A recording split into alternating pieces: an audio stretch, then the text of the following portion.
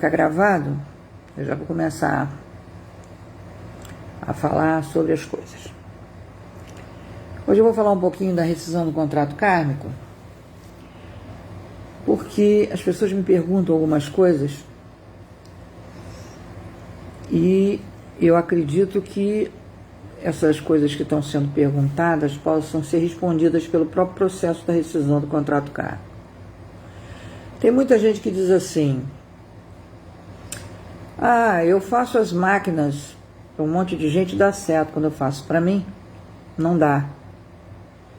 Às vezes são coisas até parecidas que eu estou pedindo, mas a programação do outro funciona, a minha não.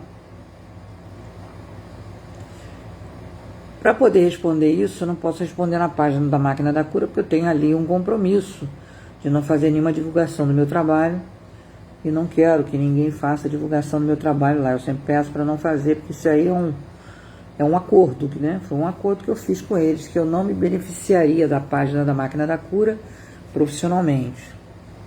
Então eu peço que não façam nenhum comentário, nenhuma propaganda, não coloquem meu site ali. Bom, a única coisa que eu digo para as pessoas é o seguinte: quando a gente entra no planeta Terra, a gente entra iludido, porque nós estamos colonizados ali, lá em quarta dimensão, nas famosas colônias, que não são para nosso benefício, são para nossa escravidão. E essas colônias doutrinam você, fazem a sua cabeça para que você sinta que você tem que resgatar os erros do passado, pagando o karma, né, aqui no planeta Terra, e tendo que voltar quantas vezes forem necessárias para você poder pagar o karma. E eu digo para as pessoas que isso é uma mentira. Isso é uma mentira. Você não tem que vir pagar nada. O que você vem fazer aqui é expandir a sua consciência através da percepção, através do aprendizado, através da observação. E encarnação não expande coisa nenhuma.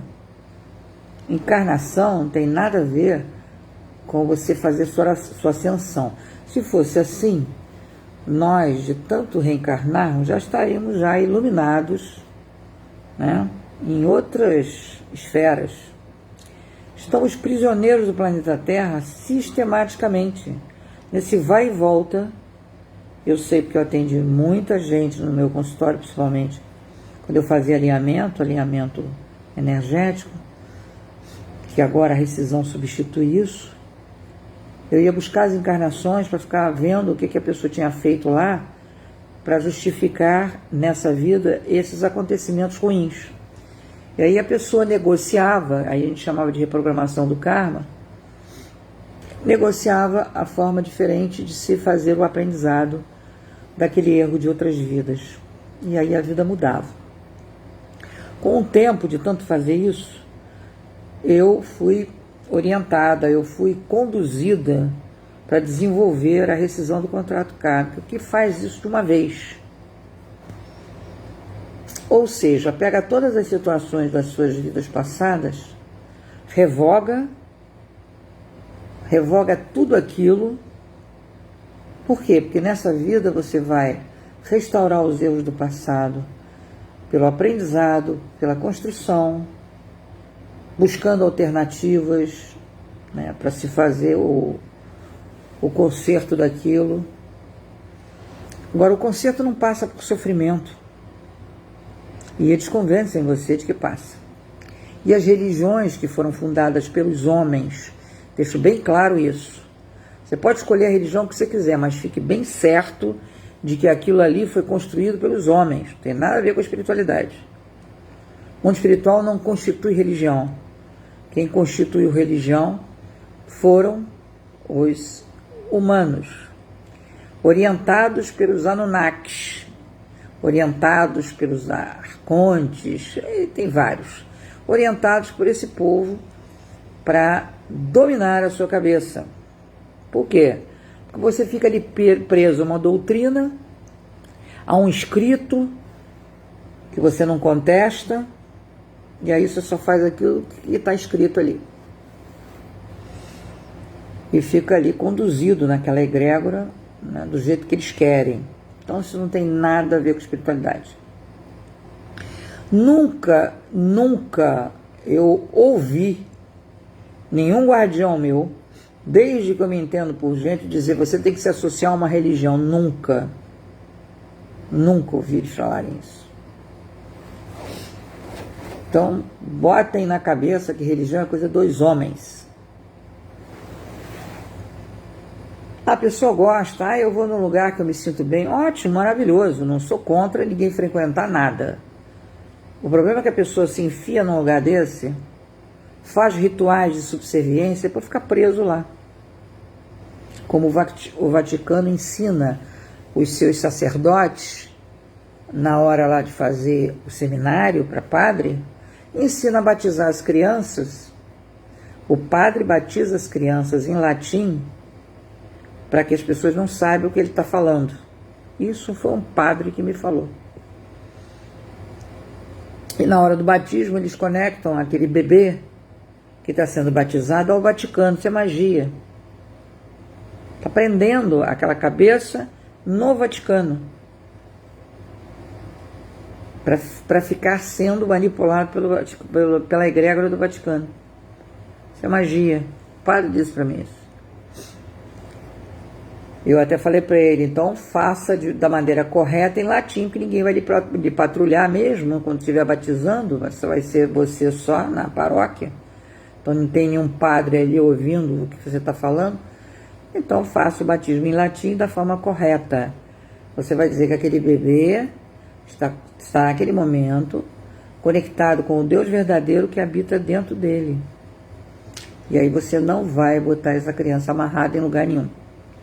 Isso não é só no catolicismo, não. Tem várias religiões que fazem isso. Deixa você prisioneiro.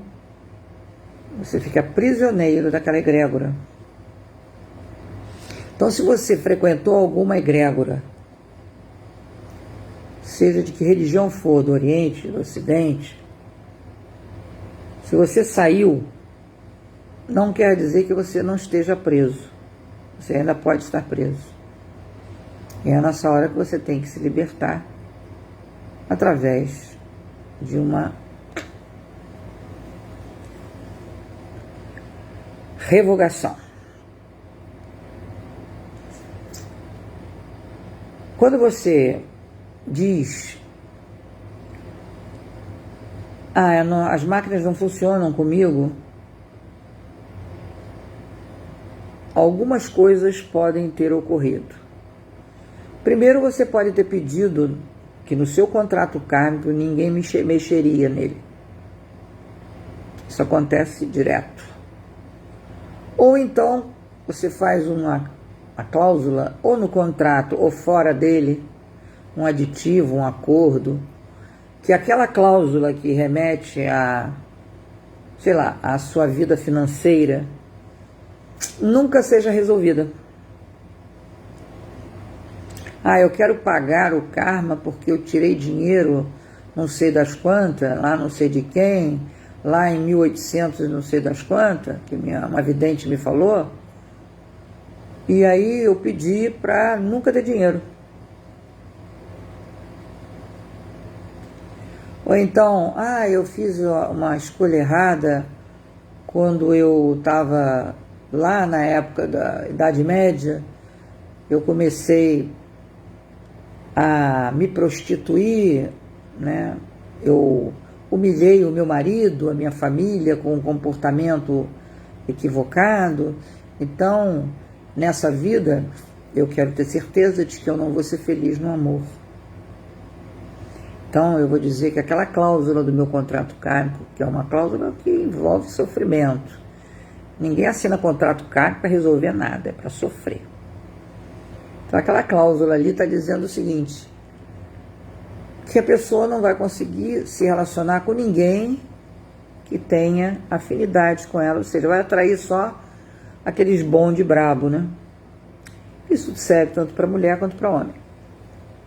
Se o homem foi leviano, desrespeitou o casamento, A esposa, os filhos, pode ter pedido para um contrato kármico a assegurar que ele não vai ser feliz no amor, que ele vai encontrar pessoas que vão trapacear, que vão humilhar, que vão desrespeitar, que vão trair.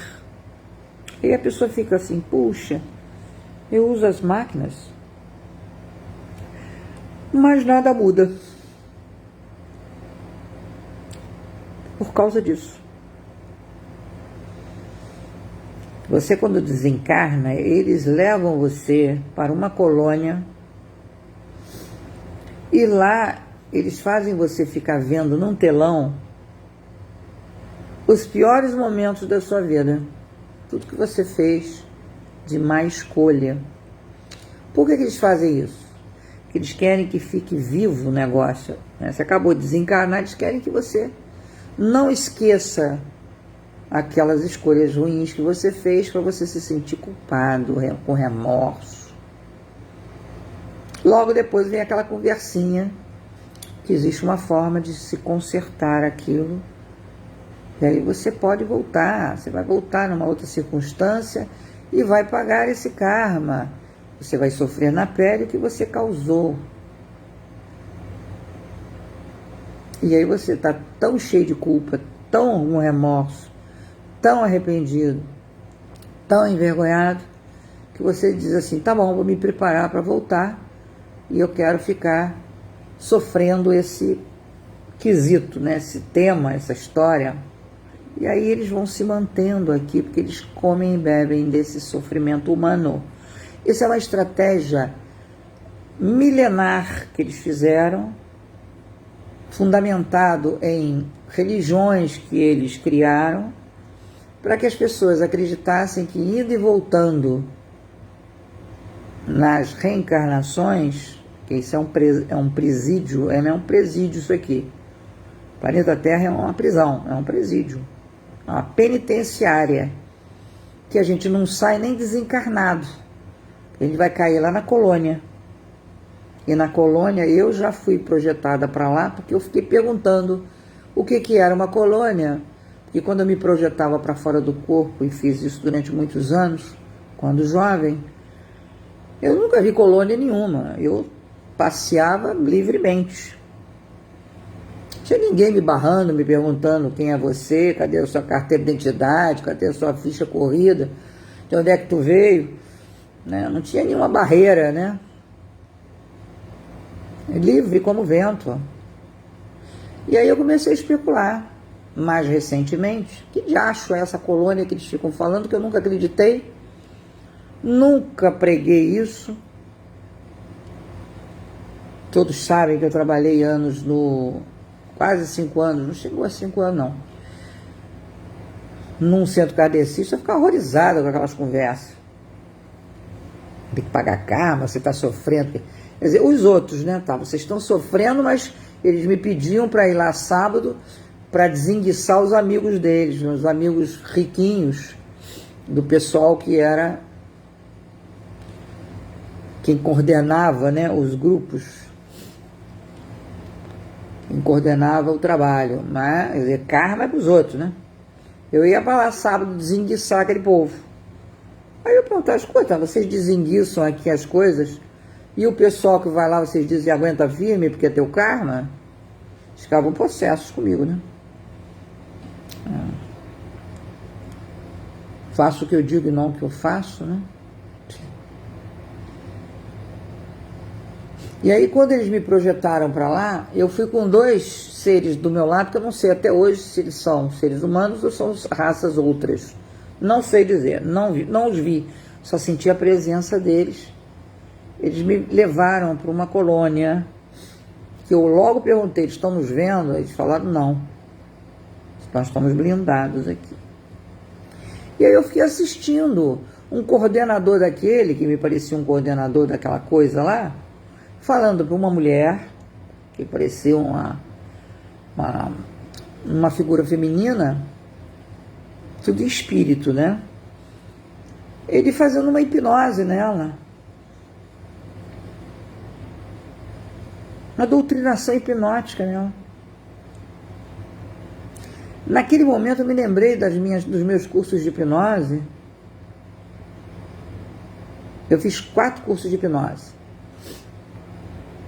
Um com um cara do Sul, 2 com um cara sensacional, esqueci o nome dele, vou lembrar, mas um dos melhores que tem aí.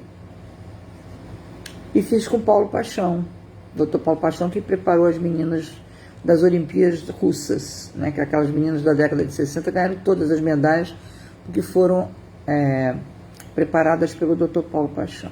Muito, muito cultuado, acho que ele até já foi embora, já desencarnou, mas um barato, um velhinho sensacional.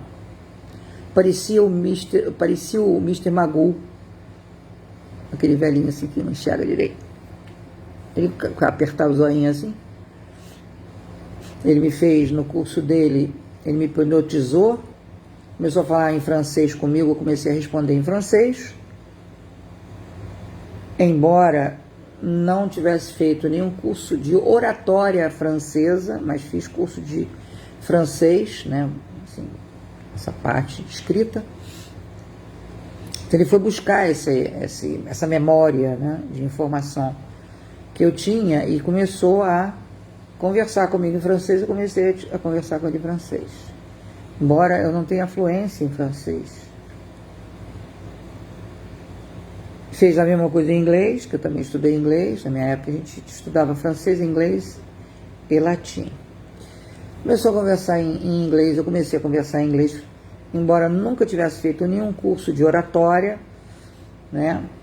Na minha época a gente tinha que fazer escrita, e tinha uma prova oral, isso só, não tinha nenhuma coisa que se tem hoje em dia, que é uma coisa mais fluente, que as pessoas ficam conversando para poder aprender realmente a língua, né? Mas não tive. Eu tinha inglês e francês didaticamente falando, e ele me hipnotizou conversando nessas 2 línguas, e conversamos um pouquinho, não foi muito não. E eu respondendo lá.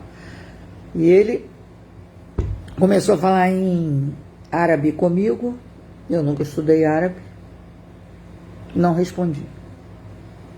Fiquei calada. Não travou, não saía nada. Daí ele me tirou da hipnose e falou para o pessoal, né, dos alunos, eram uns 10 alunos mais ou menos. Falou para os alunos, viu? Ela estudou inglês, ela estudou francês, mas ela não estudou árabe, então eu fui buscar a memória dela em árabe, que não existia, e ela não falou nada. Só que eu estava doida para fazer um teste com ele, só que ele não é um cara que acredita em reencarnação, então ficava difícil dele fazer esse tipo de trabalho comigo. Eu sei que eu vivi na Arábia. Eu fui uma dançarina, eu vi em projeção, eu vi que eu era uma dançarina de véus, né? Eu estava de azul e era na Arábia, dançando naquelas festas, era escrava, né? E se ele tivesse me hipnotizado e trouxesse essa memória dessa vida da Arábia, provavelmente eu falaria com ele em árabe. Só que ele, como não acreditava em reencarnação, ficou difícil. Depois ele me telefonou perguntando se eu não queria participar dos cursos dele, porque ele gostou muito de me hipnotizar. Foi muito bom, né? Foi um negócio bastante interessante. E ele que falou, poxa, você não quer participar dos meus cursos, não? Você ganha um percentual e a gente faz as hipnoses demonstrativas, né? Que você é muito boa de hipnose. Você hipnotiza bem, você se deixa hipnotizar bem. Mas eu declinei porque os horários dele, ele viajava também para as capitais para fazer o curso, para dar o curso, e aí não dava para mim. E eu vi essa prática ali na colônia. O cara hipnotizando a mulher e dizendo, fazendo o que a gente chama de palavra âncora. Hipnotizando e ele dizendo que se ela escutasse uma determinada palavra, que eu não me lembro mais qual era, ela se comportaria de uma maneira X. Fiquei assistindo ali, eu e mais esses 2 seres que me levaram para conhecer, porque eu fiquei o tempo todo perguntando o que era uma colônia, como é que era, como é que não era, o que eu sei foi que foi relatado numa doutrinação, né, religiosa. Eu queria saber o fundo de verdade nisso. E realmente elas existem, são doutrinárias, são manipuladoras e preparam você para uma encarnação para você ficar com um comportamento pré-definido. Tanto é que eu coloquei no processo da rescisão justamente o corte da hipnose. O corte do download que eles fazem na tua cabeça e da hipnose. Coloquei lá no texto justamente para você não ficar refém dessas consignas que eles colocam na cabeça. E eu vi o demonstrativo, eu fiquei lá assistindo, e eu vi ele hipnotizar, fazer a palavra âncora, dizer como é que ela tinha que se comportar e sair de hipnose e ele falar a palavra âncora para ela, quer dizer, a palavra que ele colocou na cabeça dela para detonar o comportamento. E ela começou, depois que ele falou a palavra, ela começou um negócio, um discurso esquisito, um negócio estranhíssimo, um comportamento desequilibrado. Daí eu falei, já bastou, o que eu já vi já bastou. Aí voltei, eu falei, então não estou errada nessa história da colônia. Porque a colônia não é uma coisa boa, não. Até que eles ficam falando que a colônia tem um muro alto. Que muro alto? Para que tem muro alto? Muro alto é penitenciário que tem.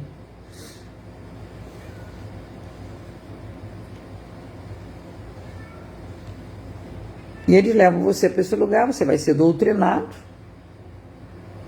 e vai voltar, mais ou menos pré-formatado. Daí, eu comecei a perceber, logo de cara, que as encarnações eram um engodo, que faziam fazer você acreditar que a encarnação fazia você fazer a sua ascensão, e não faz.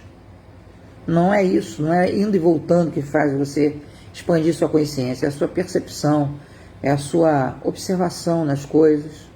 Já que está aqui num presídio, aproveite a viagem, né? Já que está num sistema de Matrix, aproveite a viagem. Então observe, expanda, não entre nessa conexão com o enredo da Matrix, que é ali que eles te aprisionam. Não caia nas conversinhas de doutrinação, seja livre. E quando eu faço a rescisão, eu deixo bem claro isso. Se você não tiver uma atitude de liberdade, de ser livre, e as pessoas confundem essa coisa da liberdade para sair por aí fazendo lenha, destruindo tudo, arrebentando com tudo. E aí eu digo para as pessoas, liberdade é o direito de você escolher o que você quer fazer e se responsabilizar pelas suas escolhas. Se responsabilizar pelas suas escolhas. Acredite se quiser, os gatos abriram a porta com a maçaneta.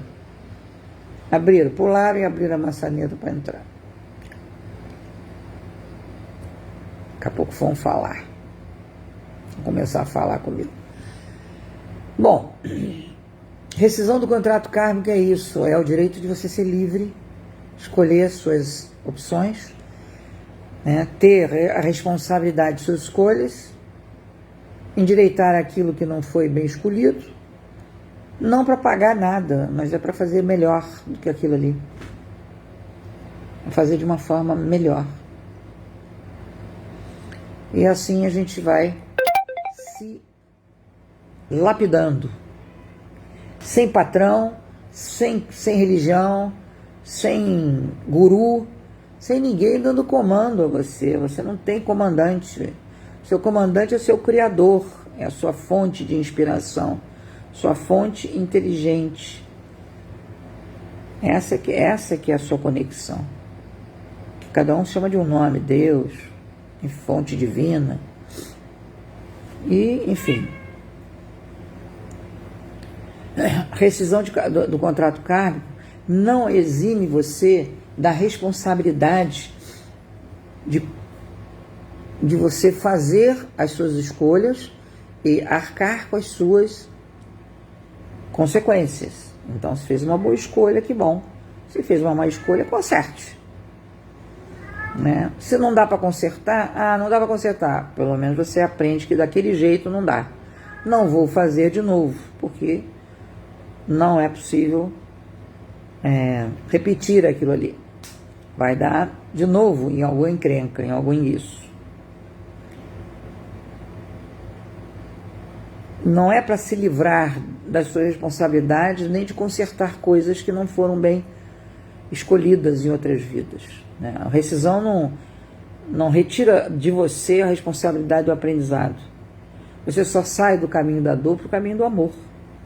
Você sai de um caminho para o outro, para você construir. Lembra que eu falei numa livinha sobre a menina que tinha doença de Crohn, porque ela queria se punir, porque ela envenenou as filhas numa outra vida, com comida, e se envenenou quando viu que não deu certo lá.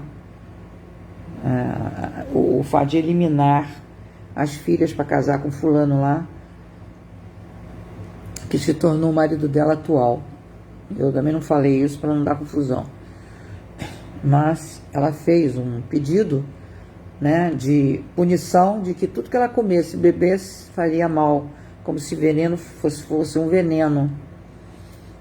E a doença de Crohn é mais ou menos isso. Você não pode comer nem beber nada, porque tudo é venenoso. Então ela colocou dessa forma para ela sentir na pele o que ela fez com as filhas na hora que elas ingeriram o veneno, e quanto ela fez com ela mesma quando ela se suicidou com a mesma comida, quando não deu certo lá, né? Porque ela achou que o pretendente a marido tinha dito para ela matar as crianças. Não, ela falou: se livre das crianças, quer dizer, entregue para alguém.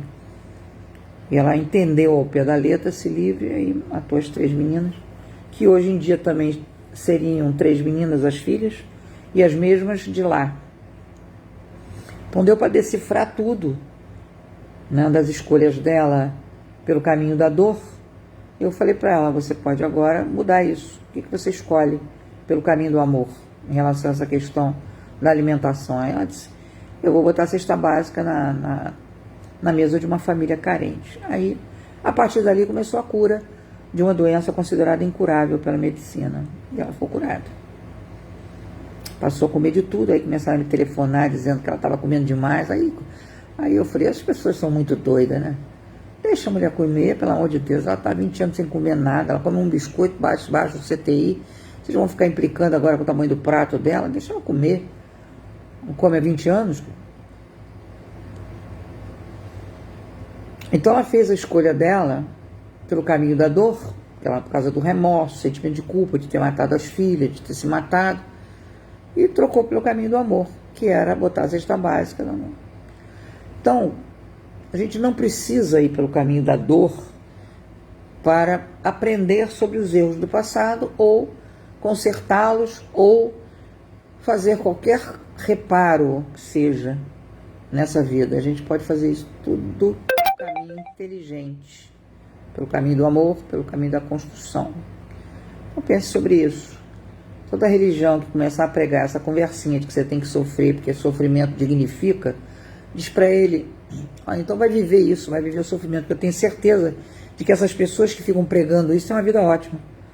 Eu sei que dentro do centro kardecista, quando o negócio enguiçava, elas me chamavam para consertar o karma da pessoa. E eu perguntava: escuta, karma é só para os outros? Vocês não querem sofrer? Quer dizer, pagar karma é só para os outros. Vocês não querem sofrer. Vocês querem que eu venha aqui para ajudar vocês a endireitarem o negócio. E eles ficavam disfarçando, porque isso era verdade, né? Isso é conversa fiada, que as pessoas precisam ter muito pouco neurônio para acreditar no troço desse. Então pense sobre isso, que a gente não veio aqui para sofrer, viemos aqui para aprender. Consertar os erros do passado, sim, pelo caminho do amor. Eu atendi um rapaz no grupo Jade, que ele falou assim para mim: puxa vida, eu não consigo ter prosperidade, eu não consigo ganhar dinheiro, eu não consigo pagar minhas contas, eu não consigo nada, eu trabalho para chuchu, mas não consigo, a coisa se escoa, se esvai, não sobra, nem tem às vezes para pagar as coisas. Daí quando eu olhei para ele, eu vi ele vestido de sacristão. Fiquei olhando assim, eu falei, nossa. Eu falei assim, sabe que de uma coisa? Eu estou vendo você numa igreja, ajudando uma missa, recolhendo lá a sacolinha, lá na hora da sacolinha, levando a sacolinha lá para a sacristia e pegando o dinheiro da sacolinha. Você roubou dinheiro dos fiéis e você ficou se sentindo tão mal com aquilo ali que você decidiu que você não teria dinheiro nenhum enquanto não devolvesse todo o dinheiro que você roubou do pessoal que frequentava a igreja. Que deve ser muito, né? Porque você está com essa idade e devia ter uns 40 anos e até agora não ter prosperidade, é sinal de que ainda está no déficit, né? E aí ele riu e falou assim, será que é por isso que a vida inteira eu quis construir uma igreja? Eu falei, deve ser. Agora, só que construir uma igreja é uma coisa que não é bem isso, né? Que você pode fazer. Né? Você não precisa construir uma igreja para se redimir. Até porque o Vaticano não tem dinheiro à beça para fazer isso. O que você pode fazer é pegar uma parte do dinheiro que você recebe, transformar em alimento e levar para alguém. Porque, na verdade, você está devolvendo aquilo que você tirou daqueles fiéis. Que, teoricamente, pelo menos teoricamente, aquele dinheiro é para fazer caridade. Teoricamente. E ele falou assim, mas eu fico pensando assim, que eu queria ganhar na Mega Sena,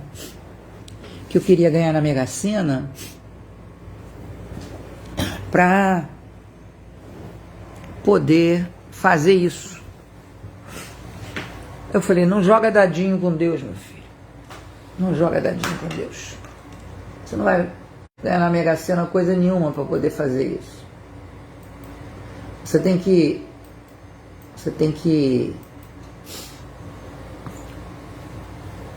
construir com o seu dinheiro, fazer as suas coisas, e aí sim, você vai ter os recursos. Você fazer um projeto de alguma coisa que você queira se envolver, e aí os recursos chegam. Não é o contrário. Você querendo os recursos para fazer coisas.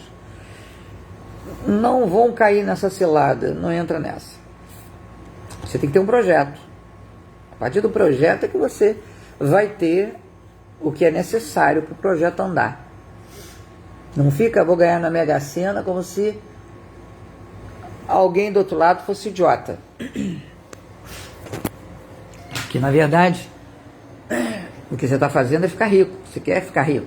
Só se você vai fazer alguma coisa com essa riqueza, só Deus sabe.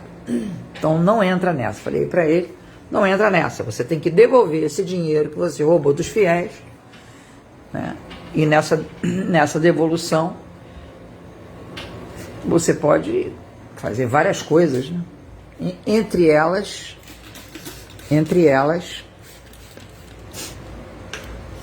botar a cesta básica. Botar a cesta básica lá na mesa das pessoas. Aqui é uma das formas de se devolver o dinheiro para as pessoas carentes. Comida. Então, quando a gente começa a perceber que a forma com que a gente está querendo consertar as coisas, na verdade, é uma tentativa de se beneficiar de algo, né? Se beneficiar de algo, para depois pensar em beneficiar o outro, pode esquecer, não vai rolar. Não vai conseguir mesmo.